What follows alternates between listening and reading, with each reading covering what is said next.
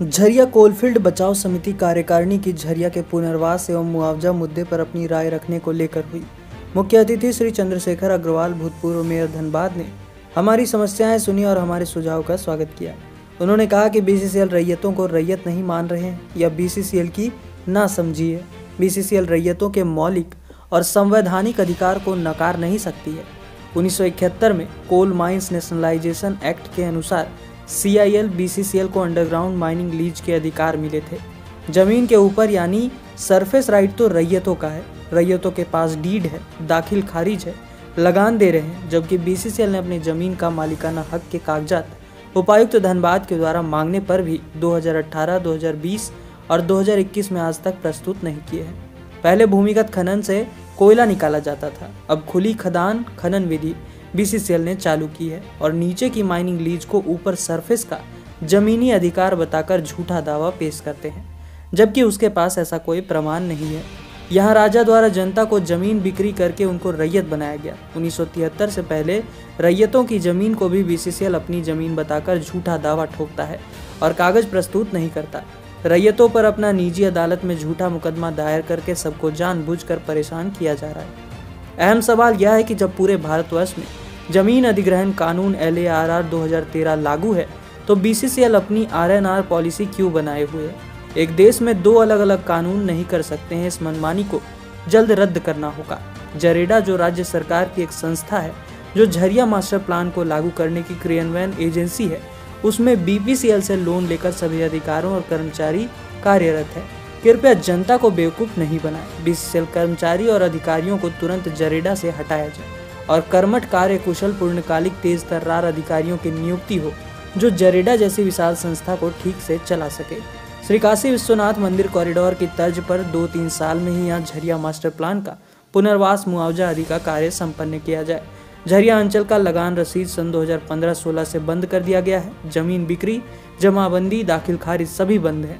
उपायुक्त और सचिव राजस्व के आदेश के बावजूद ऐसा हो रहा है। अगर किसी रैयत को 2 कट्ठा जमीन बेचकर अपनी लड़की की शादी करना हो तो वह नहीं कर सकता। यह अन्याय है। रैयतों के अधिकारों का हनन है। इससे राज्य सरकार को राजस्व की हानि भी हो रही है। अब झरिया कोलफील्ड बचाओ समिति आगे चेयरमैन कोल इंडिया से मिलकर अपनी बात रखेगा। कोलफील्ड बचाओ समिति के अभी यहाँ जो बैठक हो रही है, क्या क्या किन बिंदु को लेकर के बातें हुई? महेश प्रताप जी जो माननीय महेश प्रताप जी जो राज्यसभा के MP हैं, उन्होंने गत दिनों झरिया के ऊपर एक क्वेश्चन उठाया था, तो उसी से संदर्भ में कोलफील्ड बचाओ समिति उनसे संपर्क की थी और उनसे बात करना चाह रही थी। महेश प्रताप जी ने मेरे को और इनको भी रिक्वेस्ट किया था कि पहले एक बार हम लोग बैठ करके सारी बातों को समझ के और पॉइंट्स बना करके उनको दे दें और फिर आगे की जो कार्रवाई इस संदर्भ में वो जो भी कर सकते हैं उस बात को आगे बढ़ाने का काम करेंगे। उसी के लिए आज हम लोग यहाँ पे बैठे हैं। जो रैयत है या जो भी बाजार में जो लोग रह रहे हैं, इनको विस्थापन करने के लिए जिस तरह से उनका जो नक्शा है, तो इसके लिए क्या प्रस्ताव पारित होगी? और देखिए जो बातें भी मेरे को समझ में आई ये तो सरासर गलत है। और जो सरफेस राइट है वो तो रैयत का है ही है और उससे जिस वजह से किस कानून के तहत ये कर रहे हैं ये समझ से परे है। और अगर ऐसा कोई गलती से कानून भी बन गया है तो सरकार को उस कानून को तुरंत निरस्त करके रैयत का अधिकार रैयत को मिलना चाहिए। और दूसरा जो RNR पॉलिसी है, पूरे देश में एक पॉलिसी होनी चाहिए RNR के लिए, चाहे वो रोड के लिए आप अधिग्रहण करें, चाहे फैक्ट्री के लिए अधिग्रहण करें या जिस चीज़ के लिए माइनिंग के लिए अधिग्रहण करें, पूरे देश में RNR पॉलिसी एक होनी चाहिए। एक देश है, एक पॉलिसी होनी चाहिए। BCCL की अलग पॉलिसी होगी और रोड के लिए अलग पॉलिसी होगी, ये नहीं होना चाहिए। कोलफील्ड बचाओ समिति लगातार झरिया के जनता के साथ रही है और इस बार भी जिस तरह से राज्यसभा सांसद जो कि आए थे, और क्या बातें हुई थी आप लोगों के बीच में और किस तरह से लोगों को यहाँ विस्थापन करने के लिए निर्णय लिया गया? देखिए, ऐसा है कि अभी बैठक में किन किन बिंदु पर बातें हुई? अभी विस्थापन पर भी बात हुई और BCCL जो मनमानी कर रहा है गलत तरीके से, उस पर भी बात हुई।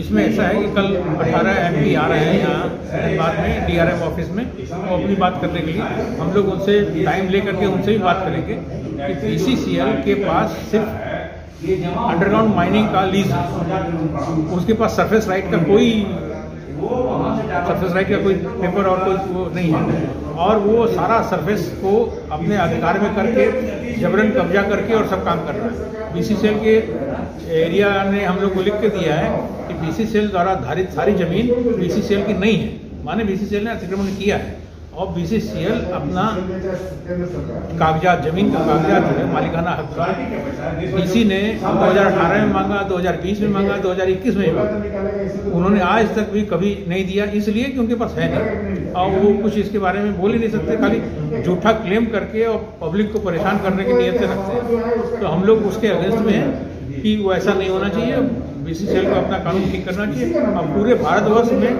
LARR 2013 2013 का एक कानून बना हुआ है जो समूचे भारत में लागू है, तो जब वो समूचे भारत में लागू है तो उसको यहाँ पर लागू करना चाहिए। काशी विश्वनाथ मंदिर कॉरिडोर जो बना है मोदी जी ने 3 साल में बना दिया, 3 साल से भी कम पीरियड में 33 महीने में बना दिया।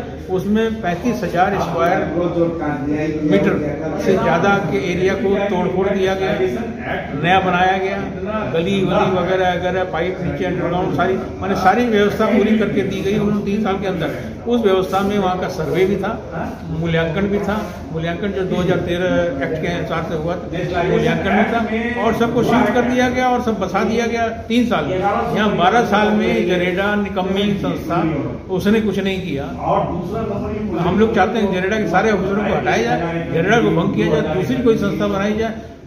हमारे राज्यसभा सांसद जो महेश पोतारा उन्होंने भी कहा था कि बाहरी एजेंसी को इस काम को दिया जाए, वरना ये एजेंसी कभी नहीं कर पाएगी, और सबको फंसा के रख दिया कि तुम लोग यहाँ पर रैयत नहीं और वो नहीं है। हम लोग फंडामेंटल राइट लोग खत्म कर दिया और इतना परेशान है हम लोग कि क्या बताएं। अब हम लोग ने उनको सजेशन दिया, बल्कि हम लोग नीति आयोग को, मिनिस्ट्री ऑफ कोल को, प्राइम मिनिस्टर ऑफिस को सबको अपना डिमांड भेजी है कि हम लोग हटना